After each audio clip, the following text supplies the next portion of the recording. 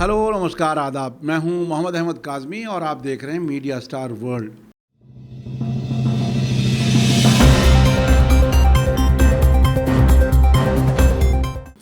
Waste Asia की Iran और axis of resistance के ख़िलाफ़ जंग छेड़ने वाले अमेरिका और इजराइल अब बड़ी मुश्किल में हैं और अब इस तरह की आवाज़ें ख़ुद अमेरिका और इजराइल के मीडिया से साफ आ रही हैं।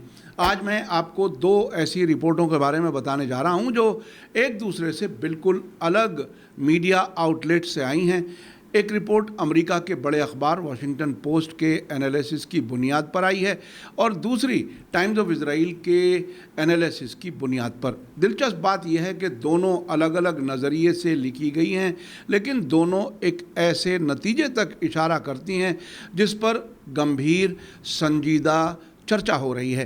पहली रिपोर्ट कहती है कि डोनाल्ड ट्रंप की धमकियों का पहले जैसा असर दुनिया पर नहीं रह गया, यानी कोई ट्रंप की धमकियों से खौफज़दा नहीं है।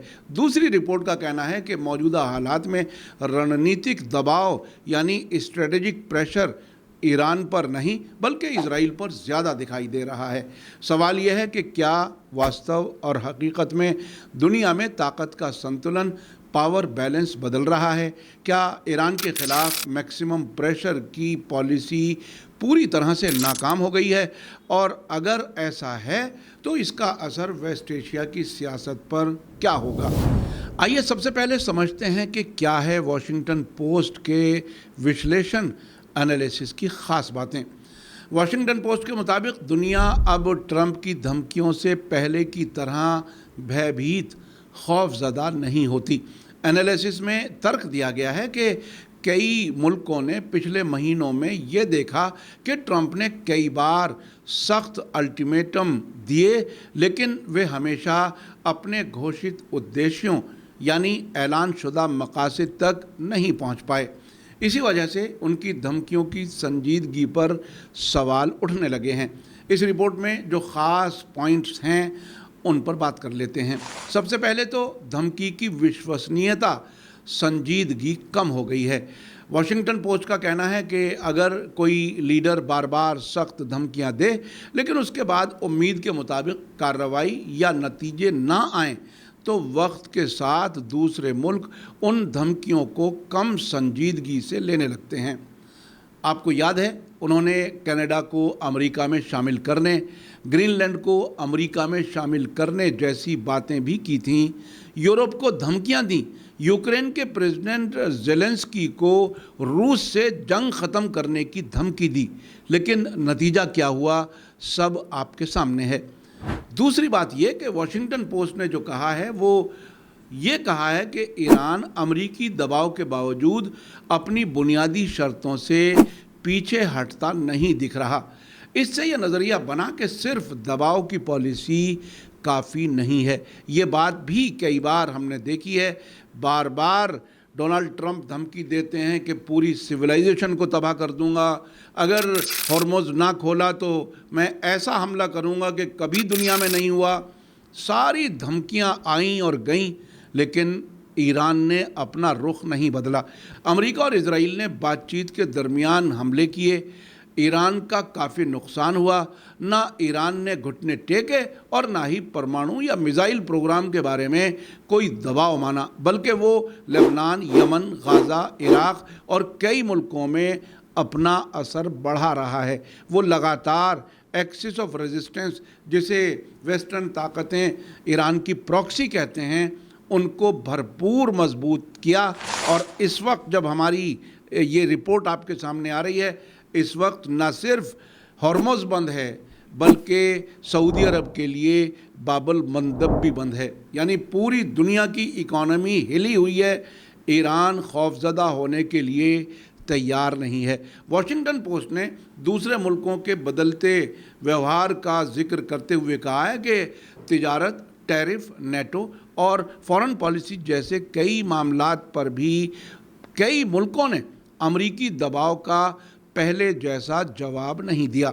वॉशिंगटन पोस्ट ने हालात पर चर्चा करते हुए, बहस करते हुए अपने एनालिसिस का मरकज़ी तर्क, आर्ग्यूमेंट ये दिया है कि सिर्फ धमकी देना अब पहले जितना असरदार नहीं रह गया। उसके पीछे भरोसा, यकीन, स्ट्रेटजी और नतीजा भी होना चाहिए। इसलिए ख़ुद अमेरिका में ये चर्चा साफ है, ये बहस जारी है कि अमेरिका और अमेरिकी प्रेसिडेंट की अब कोई नहीं सुन रहा, ना दोस्त और ना ही दुश्मन। इजराइल भी अमेरिका की बातों को ठुकरा देता है, जैसा कि गाज़ा पीस प्लान पर नेतन्याहू का बयान आ गया। और ईरान तो खुलकर न सिर्फ अमेरिका की धमकियों को ठुकराता है, बल्कि भरपूर जवाबी कार्रवाई भी करता है। अमेरिका के तमाम फौजी अड्डे इस पूरे इलाके में ईरान की जद में हैं। वो बार बार जवाबी हमलों में अमेरिकी फ़ौजी अड्डों को तबाह कर रहा है। उसके अलावा यूरोपीय मुल्क भी अमेरिका की अब उस तरह से नहीं सुनते जैसे पहले सुना करते थे, क्योंकि ट्रंप ने उनको भी धमकी दी हुई है कि नेटो का ख़र्चा आप ख़ुद बर्दाश्त करो, हम क्यों ख़र्चा पूरा करेंगे। तो एक तरह से नेटो जो यूरोप और अमेरिका को जोड़ता था वो भी बहुत कमज़ोर होता नज़र आ रहा है। आइए अब चलते हैं, समझ लेते हैं कि टाइम्स ऑफ इज़राइल ने अपनी एनालिसिस में क्या कुछ कहा है। टाइम्स ऑफ इज़राइल के एनालिसिस का तर्क है कि मौजूदा हालात में स्ट्रेटेजिक दबाव ईरान से ज़्यादा इज़राइल पर दिखाई देता है।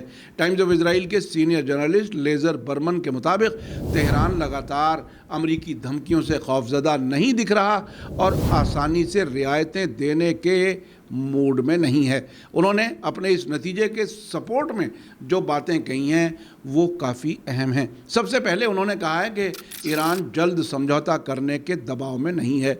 एनालिसिस के मुताबिक ईरान को लगता है कि वक्त उसके हक़ में काम कर सकता है, इसलिए वो जल्दबाजी में अपनी ख़ास शर्तें छोड़ने को तैयार नहीं है। इसीलिए ईरान बार बार कहता है कि हम लंबी जंग के लिए तैयार हैं, जबकि ट्रंप कहते हैं कि हम 2 दिन जंग करेंगे, 4 दिन जंग करेंगे, बिल्कुल टच एंड गो की तरह से हमें कामयाबी मिल जाएगी। वहाँ से ये भी ख़बरें आ रही हैं कि अब उनके पास इंटरसेप्टर्स की कमी है, हथियारों की कमी है, और ईरान से एक आवाज़ भी अभी तक नहीं आई है कि उनके पास हथियारों की कमी है और कहीं से वो हथियारों पर मजबूर हैं। तो ये है मजबूती ईरान की, जिसकी वजह से ईरान उनकी कोई शर्त, कोई धमकी सुनने के लिए तैयार नहीं है। लेज़र बर्मन के मुताबिक दूसरे ये कि इजराइल के सामने कई मोर्चे यानी गाज़ा, लेबनान और ईरान हैं। इन तीनों मोर्चों पर एक साथ चुनौतियां, चैलेंजेस बने हुए हैं, जिससे इजराइल पर रणनीतिक स्ट्रेटेजिक दबाव बढ़ता दिख रहा है। टाइम्स ऑफ इजराइल के जर्नलिस्ट लेज़र बर्मन का आगे कहना है कि अगर टेम्परेरी या महदूद समझौते होते हैं लेकिन मूल विवाद यानी बुनियादी झगड़े बने रहते हैं तो वे सिर्फ वक्त ख़रीदने जैसे हैं, परमानेंट हल नहीं देते। दिलचस्प बात यह है कि इजरायली जर्नलिस्ट ये नहीं कह रहे कि इजराइल ने बार बार वादा खिलाफ़ी की है। पहले तो फ़लस्तीन पर कब्ज़ा करके इजराइल बनाया गया, फिर 6 दिनों की जंग के नतीजे में जो इलाके कब्ज़ा किए गए उनसे भी पीछे नहीं हटा और ना ही 2 मुल्क बनाने वाले हल यानी 2 स्टेट सोल्यूशन के वादे को आगे बढ़ाया, बल्कि उससे अब साफ इनकार करता है। टाइम्स ऑफ इजराइल के जर्नलिस्ट लेज़र बर्मन ने अपने एनालिसिस में ये भी कहा है कि अगर वाशिंगटन किसी समझौते को तरजीह देता है तो इजराइल की सियासी ख्वाहिशात और अमरीकी प्राथमिकताएं, तरजीहात हमेशा एक जैसी नहीं रह जाती। दोनों रिपोर्टों को साथ रखकर क्या तस्वीर बनती है, अब ये समझ लेते हैं। अगर इन दोनों एनालिसिस को एक साथ पढ़ा जाए तो 3 बड़े नतीजे सामने आते हैं। पहला, सिर्फ सख्त बयानात और धमकियों के सहारे विदेश नीति, फॉरेन पॉलिसी चलाना पहले जितना असरदार नहीं माना जा रहा। दूसरा, ईरान पर दबाव बनाए रखने के बावजूद उसे अपनी शराइत बदलने के लिए मजबूर करना मुश्किल साबित हो चुका है। तीसरा, इलाकाई टकराव और जंगों की वजह से इजराइल रणनीतिक और राजनीतिक यानी स्ट्रेटेजिक और पॉलिटिकल सियासी दबाव का सामना कर रहा है। कम से कम टाइम्स ऑफ इजराइल के इस एनालिसिस का यही नतीजा है। ये दोनों विश्लेषण एनालिसिस इस तरफ इशारा करते हैं कि वेस्ट एशिया का शक्ति संतुलन यानी पावर बैलेंस पहले के मुकाबले में ज़्यादा जटिल यानी कॉम्प्लेक्स हो चुका है। एक तरफ वॉशिंगटन पोस्ट का आर्गुमेंट है कि ट्रंप की धमकियों का दुनिया पर असर पहले जैसा नहीं रह गया, वहीं टाइम्स ऑफ इजराइल का एनालिसिस साफ कहता है कि मौजूदा रणनीतिक हालात में इजराइल खुद भी दबाव झेल रहा है और ईरान अपने रुख से पीछे हटने को तैयार नहीं दिखता। एक तरफ वॉशिंगटन पोस्ट का तर्क है कि ट्रंप की धमकियों का दुनिया पर असर पहले जैसा नहीं रहा, वहीं टाइम्स ऑफ इजराइल का एनालिसिस है कि मौजूदा रणनीतिक हालात में इजराइल खुद दबाव झेल रहा है और ईरान अपने रुख से पीछे हटने को तैयार नहीं दिखता। अमेरिका और इजराइल के मीडिया के इन दोनों एनालिसिस का कॉमन पैगाम नतीजा यही है कि सिर्फ दबाव, अल्टीमेटम और बयानबाजी से परमानेंट सियासी हल हासिल करना मुश्किल होता जा रहा है। आखिरकार डिप्लोमेसी, इलाकाई समीकरण और ज़मीनी हकीकतें ही किसी भी जंग का नतीजा तय करती हैं, जो इस वक्त ईरान के हाथ में है, ऐसा मुझे लगता है। आज मीडिया स्टार वर्ल्ड की तरफ से ये रिपोर्ट आपको कैसी लगी कमेंट्स में ज़रूर लिखें। इसी के साथ मुझे दीजिए इजाज़त। थैंक यू, धन्यवाद, शुक्रिया।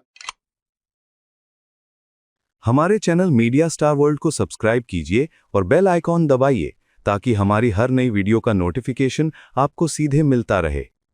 अगर आपको हमारी खबरें पसंद आती हैं तो उन्हें अपने व्हाट्सएप, इंस्टाग्राम, फेसबुक और ट्विटर अकाउंट्स पर शेयर करना ना भूलिए ताकि और लोग भी हकीकत से वाकिफ हो सकें।